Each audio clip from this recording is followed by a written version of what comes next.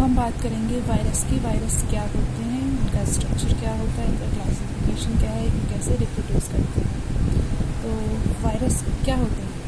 Virus एक chain होती है न्यूक्लिक एसिड की, जिसमें डीएनए और आरएनए होता है, और उसको लाइफ साइकिल के लिए, इसके जीने के लिए उसको एक होस्ट सेल की ज़रूरत होती है, जिसमें ये उसकी मशीनरी यूज़ करता है रिप्रोड्यूस करने के लिए, और उसके बाद अपने आप को रिलीज़ करता है वहाँ से, उसके होस्ट सेल से दूसरे और सेल को इन्फेक्ट करने के लिए।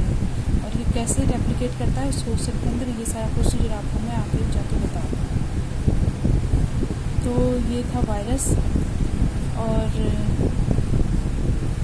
वायरस की एक कोटिंग होती है, एनवेलप होता है, जिसे प्रोटीन एनवेलप पे प्रोटीन कोट करते हैं।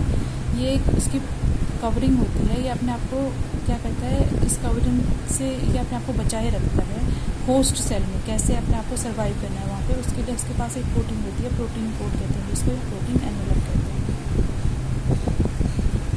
अब आते हैं स्ट्रक्चर पर। स्ट्रक्चर कैसा होता है? वायरस बहुत अलग अलग तरह के डिफरेंट स्ट्रक्चर ले सकते हैं, और जो स्मॉलेस्ट वायरस मिला है वो 17 नैनोमीटर का, जो कि मुश्किल से किसी एवरेज प्रोटीन के साइज से बड़ा होगा, और जो सबसे लार्जेस्ट मिला है वो है 1500 नैनोमीटर का, जो कि ये भी बहुत ही स्मॉल है, जिनको हम नॉर्मल लाइट माइक्रोस्कोप के नीचे हम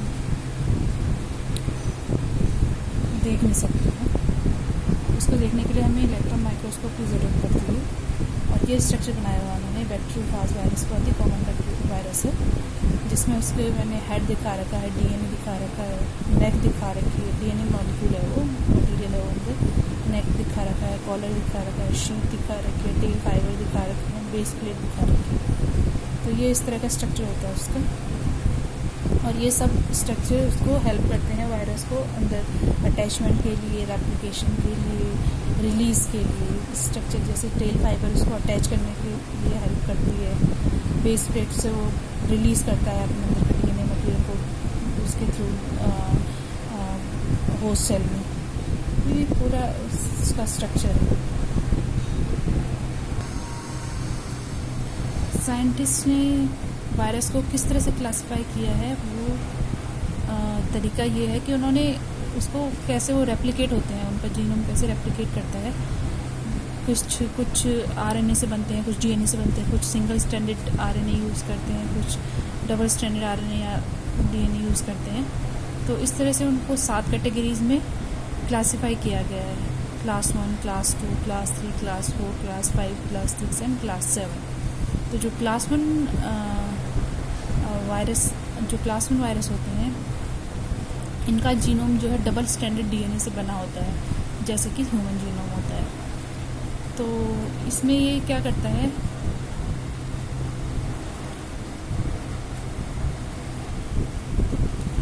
तो क्लास 1 वायरस जो होते हैं ये ह्यूमन जीनोम की तरह होते हैं।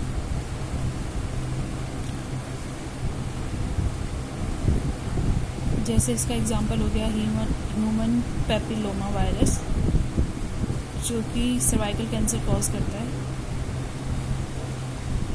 दूसरा हो गया क्लास 2। क्लास 2 में आते हैं ये वायरस सिंगल स्ट्रैंडेड डीएनए होते हैं,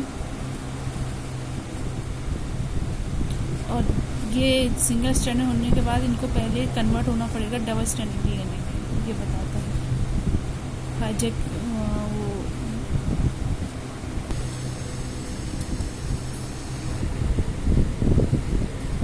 और ये कैसे करता है अपने आप को सिंगल स्ट्रैंडेड डीएनए से डबल स्ट्रैंडेड डीएनए में। ये हाईजैक कर देता है होस्ट सेल के स्टोन या DNA protein and DNA polymerase को, और उसके बाद ये अपने आप को डबल स्ट्रैंडेड डीएनए में कन्वर्ट कर देता है। तीसरा होता है क्लास 3, वो बनते हैं डबल स्ट्रैंडेड आरएनए से। इसका अपना ओन प्रोटीन होता है आरएनए पॉलीमरेज, जो कि एमआरएनए बनाता है डबल स्ट्रैंडेड आरएनए से, और इस तरह से इसका आगे का प्रोसेस चलता है। चौथा होता है क्लास 4 वायरसेस, जो सिंगल स्ट्रैंडेड आरएनए होते हैं। ये एमआरएनए के जैसे ही होता है ऑलमोस्ट,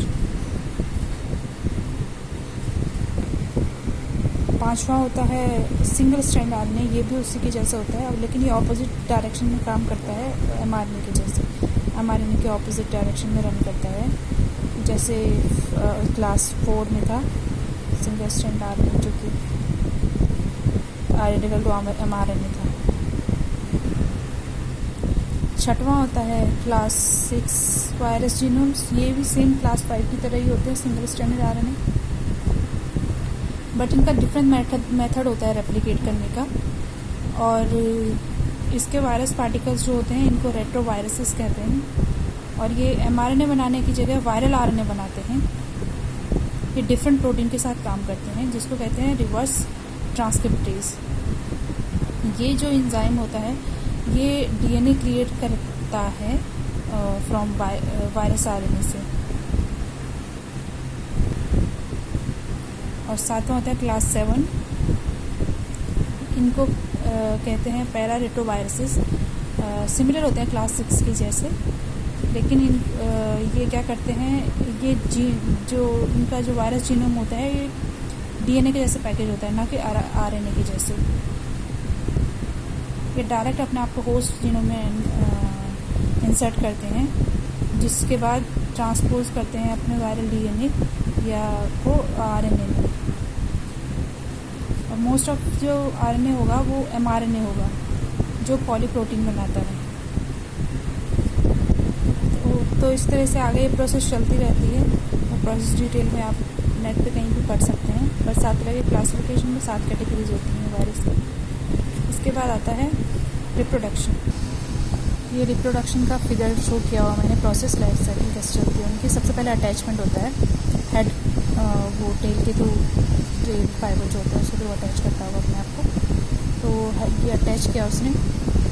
उसके बाद नंबर 2 पे आया एंटीयूई होस्ट सेल में। उसके बाद 3rd पे उसने 2nd पे एंट्री करने के बाद उसने कैप्सिड को छोड़ा, जो उसका हेड पोर्शन होता है उसको रिलीज़ करता है।